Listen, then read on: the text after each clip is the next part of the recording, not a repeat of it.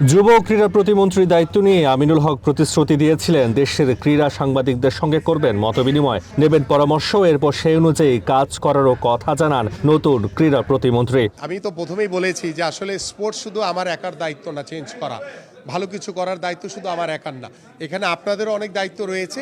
আমি ক্রীড়া সাংবাদিক, আমাদের যারা ক্রীড়াবিদ, ক্রীড়া সংগঠক, সবাইকে নিয়ে আমরা সামনের দিকে স্পোর্টসকে এগিয়ে যেতে চাই। রোববার জাতীয় ক্রীড়া পরিষদে আমিনুলের সঙ্গে কথা বলেন দেশের ক্রীড়াঙ্গনের 3 সংগঠনের সদস্য সহ প্রিন্ট ও ইলেকট্রনিক মিডিয়ার ক্রীড়া সম্পাদকরা। এ সময় গণমাধ্যম থেকে কোনো প্রশ্ন না নিলেও প্রতিমন্ত্রী জানান আগামী বাংলাদেশে ক্রীড়াঙ্গনের উন্নয়নের পরিকল্পনা। আমাদের মাননীয় প্রধানমন্ত্রী তিনি সিদ্ধান্ত নিয়েছেন যে আমাদের খেলাধুলাকে আমরা পেশা হিসেবে প্রতিষ্ঠিত করতে চাই, এবং সেটারও বিষয় নিয়ে আমরা বিশদভাবে আলোচনা করছি যে কোন ক্রাইটেরিয়ায় কিভাবে আমরা সেটাকে প্রত্যেকটি খেলোয়াড়দেরকে একটি বেতন কাঠামোর ভিতরে নিয়ে এসে আমরা সেটাকে নিশ্চিত করতে চাই।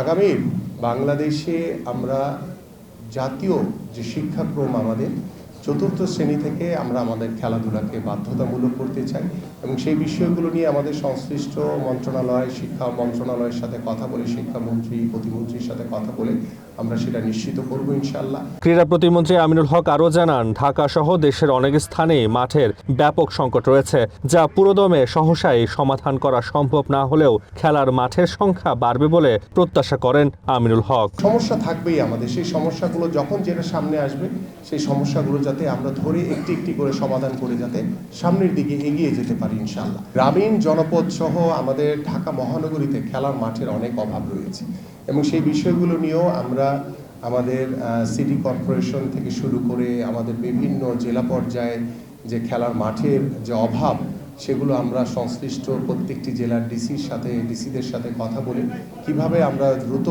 এই খেলার মাঠ তৈরি করে আমরা যাতে আমাদের এই এলাকার তরুণ এবং যুবকদের জন্য খেলার মাঠ উন্মুক্ত করে দিতে পারি, সেই পরিকল্পনাগুলো আমরা নিব। 50-এর বেশি ফেডারেশনের এদেশে অনেক জায়গাতেই নেই পর্যাপ্ত আর্থিক সচ্ছলতা, যা নিরসনে বারবার আশ্বাস পাওয়া গেলেও বাস্তবে তা খুব একটা চোখে পড়ে না। এবার নির্বাচিত সরকার দায়িত্ব নেয়ার পর কতটুকু বদলায় দেশের ক্রীড়াঙ্গন দেখার অপেক্ষায় ক্রীড়াপ্রেমীরা। তাসওয়ান নাফি, ওয়ান স্পোর্টস, ঢাকা।